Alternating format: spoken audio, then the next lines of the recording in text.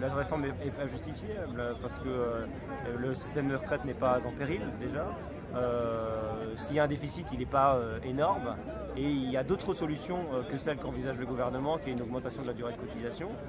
La solution, c'est tout simplement augmenter les prélèvements obligatoires ou mettre fin plutôt à la diminution des prélèvements obligatoires, la diminution des cotisations patronales, les allègements de cotisations patronales qu'il y a depuis des années. Parce que si aujourd'hui le gouvernement s'alarme du déficit possible du système de retraite dans quelques années, c'est tout simplement parce qu'il a créé ce déficit en allégeant les cotisations patronales au fil des années. C'est simple, la retraite déjà on devait la prendre à 55 ans, on nous l'a prolongée à 60 ans pour les 62 ans, donc si vous réfléchissez ça fait 9 ans de plus, hein, c'est déjà énorme, pour finalement à la sortie gagner moins.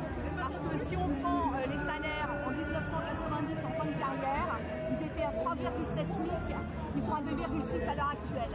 Voilà, donc on a vite fait le calcul, travailler plus pour gagner beaucoup moins en étant plus diplômé, c'est long. Les carrières longues, elles vont être décidées comment? Par exemple, mon exemple, moi j'ai travaillé à 20 ans, chez moi j'ai travaillé dans l'hôtellerie. L'hôtellerie c'était le SMIC hôtelier. Or, quand on travaille en dessous du SMIC, les trimestres ne sont pas comptabilisés, par exemple.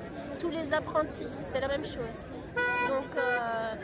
Donc non, c'est des avancées que j'ai pas envie de considérer. Voilà. C'est retrait total de cette loi injuste. Mes droits, je perds tous mes droits alors que j'ai donné la vie pour ce pays. Avec la retraite à 62 ans, à 61 ans, je peux partir en retraite, j'ai tous mes trimestres. Avec la retraite à 64, je suis obligée de travailler 3 ans de plus. Notre ministre parle d'augmentation, qu'il s'agit en fait pas d'augmentation salariale, d'augmentation du temps de travail, qui ne sera pas payé en heures sup, hein, et alors qu'il s'agira d'heures supplémentaires. Voilà.